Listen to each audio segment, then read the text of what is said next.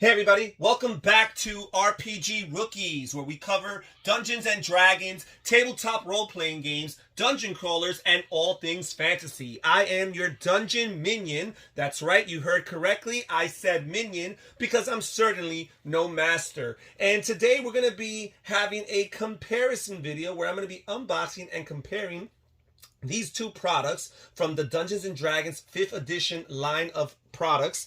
We have the starter set and the essentials kit. Now, I've already covered both of these products individually in individual separate videos on the channel, so you can check in the description down below for links to those videos. You can subscribe to our channel and follow our content. But today I'm going to be focusing on a compare and contrast between these two products, showing what they have, what they provide, what they do not provide, and the pros and cons, advantages and disadvantages of each one. So here on the right, we have the starter set, and here on the left, we have the essentials kit. Now, it's only obvious that the starter set is going to be a lighter product with fewer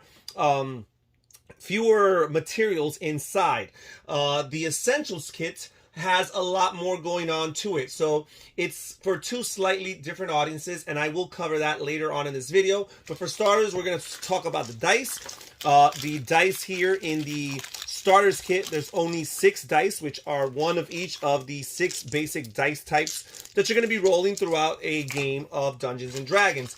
While the left box here, the essentials kit, comes with 11 dice. So you have duplicates of some dice as well as this D100 over here. So you're going to have more dice to play with and to roll for the essentials kit. Now we'll move on to the rule books for the two different sets. The starter set rule book right here and the essentials kit rule book right here. And the starter set, the rulebook for the starter set is a lot smaller. It's half the size. It's 32 pages long, while the Essentials Kit rulebook is 64 pages long and goes more into detail about particular things, including character creation.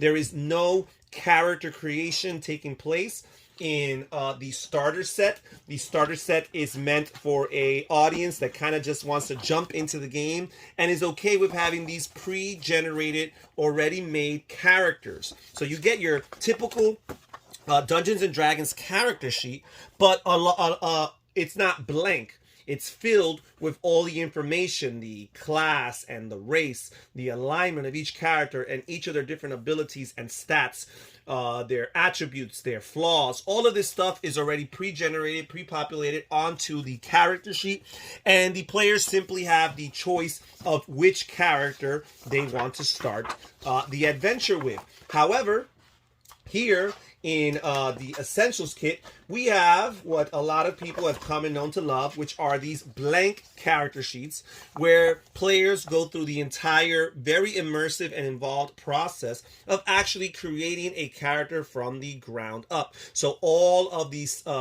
things here are left blank for the players to work on and to prepare. And because one of these comes with the pre-made characters and the other comes with the blank sheets, that is the reason why the Essentials Kit rulebook is a lot thicker, because a big chunk of the first half of the book is really just talking about the different classes, the different races, and the different backgrounds that players can choose from as they are generating or creating their characters. So that's one of the reasons why it's a longer rule book. So there is that.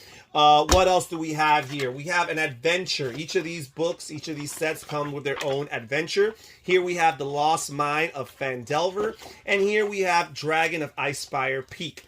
And they're both around the same length as far as the actual adventure is concerned. And they both have their monsters. On the back of the book, you'll see a list of all the different monsters that are included in these books. I believe that they're very comparable as far as the amount and the variety. There is a little bit of overlap with some of the monsters that you'll find in one versus the other. I believe both of them, you'll have your ghouls, you'll have your orcs in both of them, and your ogres. But there are some monsters that are unique to one set versus the other. Now, it is commonly accepted and commonly recognized that Lost Mine of Phandelver tends to be a more well-received adventure versus Dragon of Icespire Peak, in particular for the purposes of running the campaign for the Dungeon Master. So these are both box sets that are targeted to somewhat of a newbie or a novice audience. Obviously, the starter set is going as basic and stripping the game down to its bare bones as much as possible. While the Essentials kit is still targeted towards a relatively new audience, it's an audience that perhaps has a few games under their belt, or perhaps an audience that's ready, willing, and able to tackle a more challenging experience.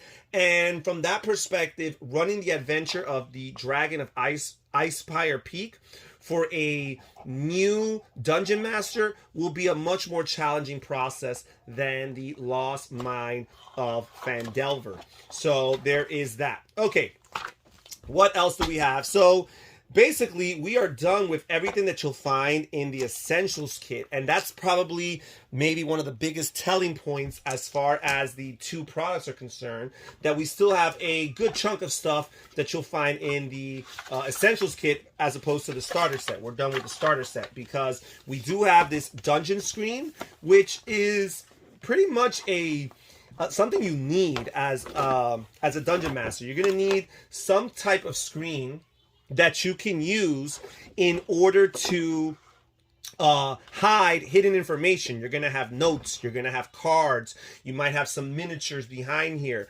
NPCs that you're ready to show off when the opportune time comes. And the Dungeon Master screen is here in order to block and hide that information from the other players. Now, aside from this Dungeon Master screen, we also have all of these very helpful cards that the Essentials kit provides. It has these cards that tell you about some of the different conditions that players might suffer. You have stunned, unconscious, charms, charm of the storm, prone, poison, restrained. And it serves as a reminder of the different descriptions of what these conditions entail. We also have these cards that go through the different steps, combat step by step. We have some cards here that can be used to determine initiative.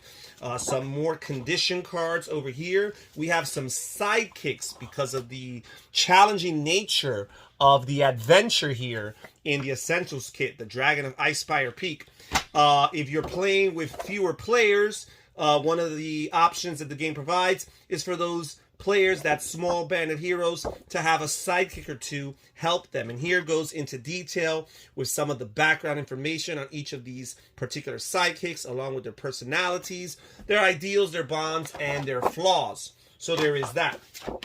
We also have some magic items that are involved in the game, and you can have these physical representations and reminders of what these magical items can do for you. These magic items can do for you.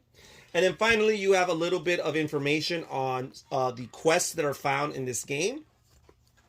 So you have all of this here to kind of remind you of some of the details of the quests. So there is that. So the Essentials kit does come with lots of additional useful materials. Now, which is the product for you? Now, these are both relatively economical purchases.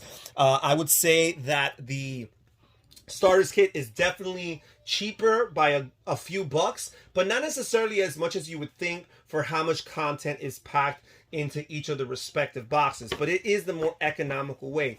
Furthermore, the starter set is definitely the better gateway experience for a player or a group of players that has never played D&D at all. It's exactly what the box says, a starter set.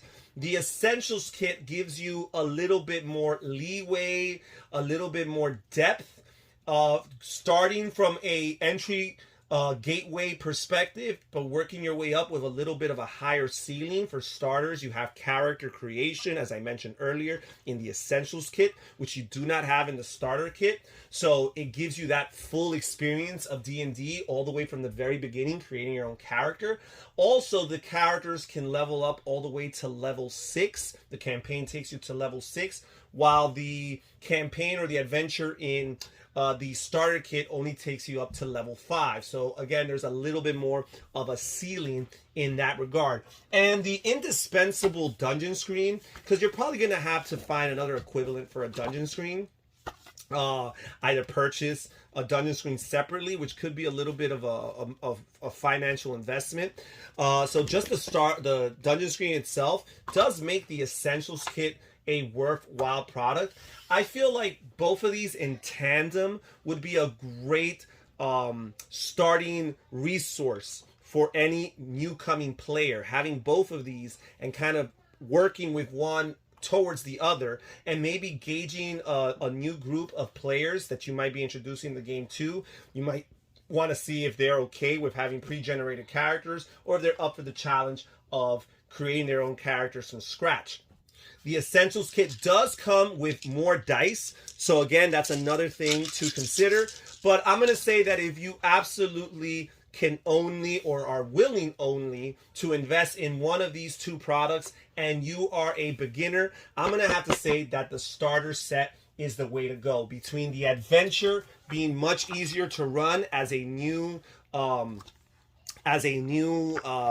dungeon master, and between the fact that the starting characters here will help eliminate a little bit of the intimidation factor for your new players that might be playing with you, and also just get you straight into the questing and the adventuring and not going through the sometimes long process of character creation.